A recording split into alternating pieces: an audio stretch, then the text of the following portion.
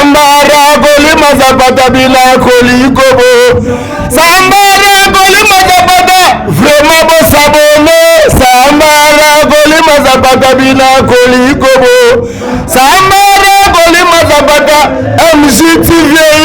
Sambara goli mazapata mami wanza yoga mami wanza Baniti manga vraiment qu'on voit tanta sur la baie gauche droite à la table pantalon quoi au moins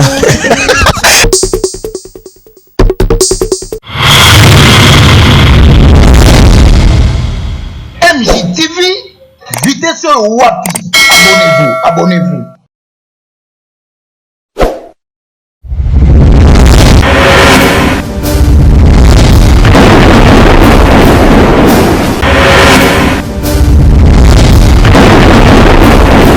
Salut à tous et bienvenue dans ce nouveau numéro de notre émission Analyse populaire. Analyse populaire Yalelo. Et continue sous na bandak na bino kande na lobaka na ba chambre na bino na ba voiture na bino na ba salle de bain na bino na ba bureau na bino partout.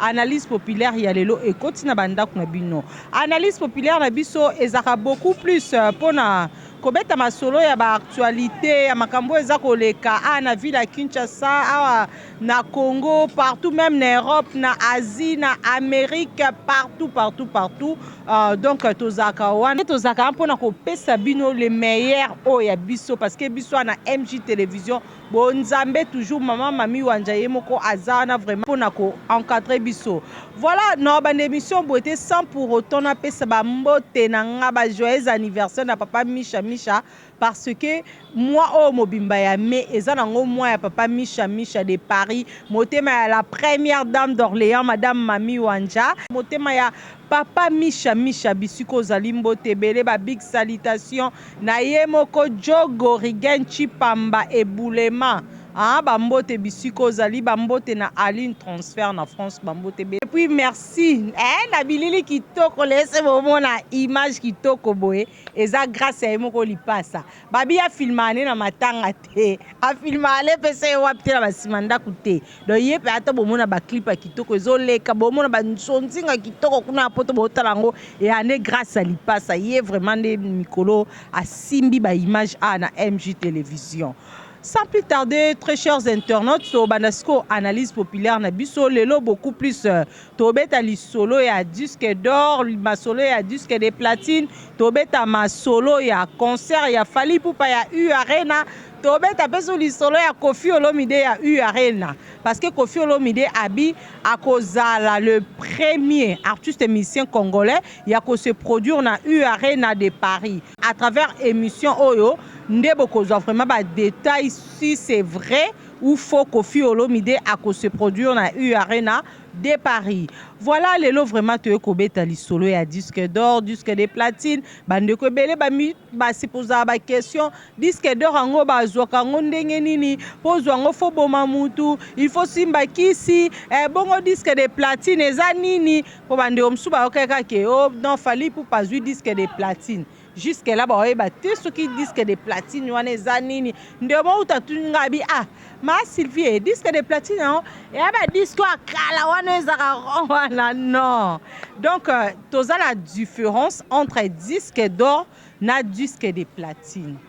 Disque d'or ezali soki oteki 50 000 exemplaires nde bakopesa yo disque d'or oza na droit ya kozwa disque d'or. Tandis que disque de platine, ezali soki oteki 100 000 exemplaires. Nde osa nini bakopesa o disque de platine. Siko bande omsu babi entre disque d'or na disque de platine nini eleki. Eloko eleki eza disque de platine o Fally Ipupa auti kozwa mikolo yo. À part disque de platine, toza lisusu pe na disque de diamant. Jusque là, artiste musicien mon côté congolais n'a eu disque de diamant wana. Disque de diamant eza sous côté qui 500 000 exemplaires ne snap a opé sur disque de diamant. Hein? Sur platine nan disque de platine et lobisabat. Disque d'or et lobisabat. Bon disque de diamant. Na habité to pe ça bonne chance ba artiste musicien na biso lobi pe ba koma pe na capacité wana ya kozwa ba disque de platine. de là vraiment tobetaka ma solo ya disque d'or na disque de platine totangela bino siko ba artiste et musicien oyo bazwa ba disque d'or ebele tobandi na ya liboso Koffi Olomide Agbadale Rambo oyo mikolo akomi roi oyo bauti kointronize na Côte d'Ivoire. Koffi Olomide aza na 7 disques d'or. Azwi yango na album na ye liboso Noblesse Oblige.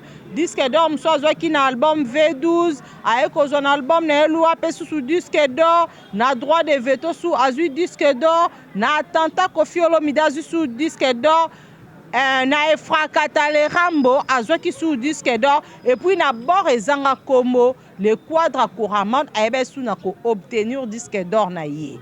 Donc ba artiste o bazwa ba disque d'or baza ebele Fally Ipupa pe ye pe azwa disque d'or na ye. JB Mpiana pa azwa disque d'or na album na ye Fait de l'amour na album TH esayi ke Papa Chéri azwa disque d'or na ye bien que mikolo yo azo koka lisusu kopesa ba fanatique na ye les meilleurs te par rapport ya musique parce que lelo musique ekoma otekande obimisa album na yo oteka. Donc Papa Chéri courage na yebi ke ekosimba lango parce que eza likambo ya temps quoi, ya likambo ya temps. Et puis artiste et musicien Weranson le roi de la forêt ye pas azwa disque d'or na ye moko na album na ye solo la bien azwaki disque d'or na ye et jusque là tosuki awa ba artiste émission bazwa ba disque d'or bango wana côté mosusu mpe Gims mpe aza na disque d'or na ye et puis papa biso Rochero Taboulay mpe azwaka mpe disque d'or na ye mpe à son âme. Donc voilà vraiment la ligne natalisa bino différence entre disque d'or na disque de platine. Disque d'or eza soki oteki 50 000 exemplaires nde bakopesa yo disque d'or. Soki oteki 100 000 exemplaires bakopesa yo en disque de platine. Et jusque là tozela artiste et musicien congolais oyo akorelever défi Mama Miwanza, artiste et musicien congolais oyo akozwa siko vraiment disque de diamant nanu amonanité nanu abimité peut-être pe na abotamité. Disque de diamant c'est avec 500 000 exemplaires. Voilà très chers internautes à propos ya ba disque il y a différence entre disque d'or et disque de platine. Tochango entre parenthèses. Siko to beta li solo ya concert ya U Arena ya Fally Ipupa je crois le 25 décembre déjà à se produire na U Arena de Paris ba billet déjà et somba mi ba billet et si li ba billet za li soute et di ba jete sa ba billet za soute et za soute. Donc de ko non sombi billet c'est até parce que non ki ba ti ba billet mo msu ezana li passe ba bi bandeko babakisi babillet nombre babillet bandeko na basombi te en tout cas c'est até pona ko somba babillet wana. Mais chose grave na occupé Koffi Dani Chimanga Koffi Olomide abi les premiers artistes et musiciens congolais il y a que se produire na U Arena de Paris parce que si on continue à Google obeti la qui sont artistes et musiciens nyonso o ba ko se produire na 2023 on a eu Arena de Paris. Côté nini musique à Congo, côté ba musicien congolais, tu as vu que Fally Ipupa nde a se produire na U Arena de Paris le 25 novembre. Mais comme il y a Koffi Olomide, Agbada, un musicien que j'aime beaucoup, que j'adore beaucoup. Nalinga koka musique ya Koffi mingi. Na vraiment Koffiette. Ça veut dire que tolonga bahati na za Koffiette. Mais vieux, RMOP, Obunga. RMO comment péter ba plomb parce que Obi Oza le seul artiste et musicien il y a que se produit on a eu Arena de Paris. Verambo. Non il baptiste on se produire en elle passe ça. On se pro na eu Arena ngo na Butu, na Moi, na Ndoto. Pour jusque là obi dans nani Jogo et Boule Marigan Chipamba Papachi. Abi Sylvie. Kotana na Google tala ce Koffi Luka ce Koffi akobeta ce comme ne kombo ya Verambo ezati ya Koffi Olomide sati. Siko concert en aux enlever les rideaux au cause enlever les rideaux à Fally Ipupa point d'interrogation. Tozoe bate mekana ko éclaircir biso mekana ko pesa biso date exacte ya concert na yo Koffi Olomide pesa biso date exact ya concert na yo na U Arena de Paris hein pour fallait le 25 novembre si fallait le 25 novembre parce que toi na mois de mai Koffi Olomide wana il faut se produire soit na mois de mai na mois de juin na mois de juillet na mois d'août na mois de septembre na mois d'octobre ton na début à novembre hein tozo ebate toza flou toza aveuglé vienne habiter bande comme ça ba te comprendre et peut-être âge non Koffi c'est un homme robuste azana na makasi na nzoto aebi ko pesa ba fanatique na ye aebi ko pesa ba mélomane le meilleur. Alors la preuve en est où tu commandes en Côte d'Ivoire bah tu quoi introniser comme roi hein tout le monde va production ce qu'on fait ça en Afrique na tamu kio à Europe na Cindy le Caire aéro Kennedy ni Afrique sali moi tourner na artiste musicien na au sentir que vie a sur le meilleur chant kitoko kobina pe kitoko moko Koffi azobunga rumba hein vieux a pété ba plomb parce que madame soit comme bimisa vraiment ce dernier temps yango te mais quand même non on peut se avoir bonne chance hein non on peut se avoir bonne chance je t'aime beaucoup les vieux Rambo les quatre corama na l'enfant vient ngo denchi mangara sur la musique na tcheka casque na matoi Sylvie wana ora Koffi ora bien na linga ke mingi jusque là artiste musicien congolais maintenant convaincant la musique nae parce que dès mon enfance na banda loana koli la musique ya Koffi na komi mama la musique ya Koffi ndepe na koma koko so nza malingi la musique peka ya Koffi Olomide je l'aime beaucoup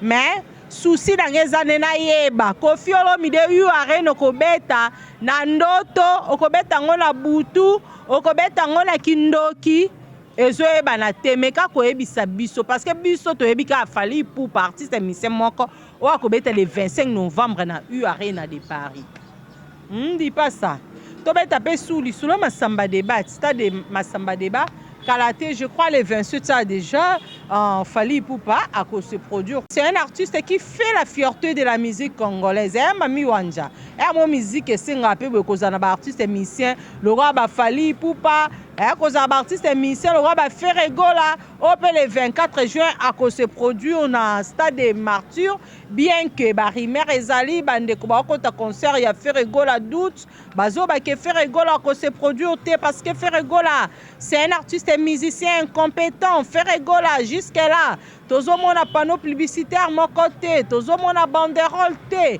à part ba banderole ba fan na ende ba matsi na ba coin ya ba avenue na bango na ba coin ba bisika na bango ba luka mbongo hein ba golo pe mobino pe bolala andi mingi au moins ba fanatique so ba olala ba bureau ba mission ba fanatique pe mo so ba olala ezaka beaucoup plus faute ya ba artiste faut za lokwa ba Koffi Olomide Koffi aza mutu alinga musala un homme qui travaille beaucoup pour sa musique alinga toujours kopesa ba fanatique na le meilleur tandis que Ferregola comme un esprit ya JB esprit mo ya ba paraissé puis ba mote belé na ye moko la première dame d'Orléans madame Mami Wanja motema ya papa Misha bisiko zalimbo tebele ba big salutation na ye moko Jogo Rigen Chipamba Eboulema ah bambote bisiko zali bambote na Aline transfert na France bambote be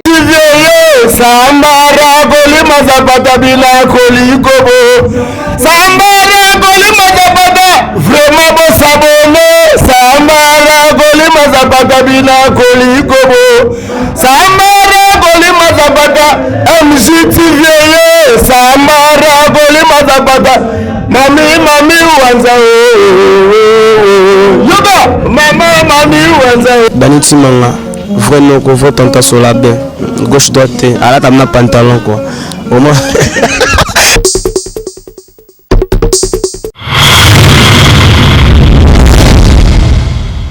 MJTV vitesse wapi abonnez-vous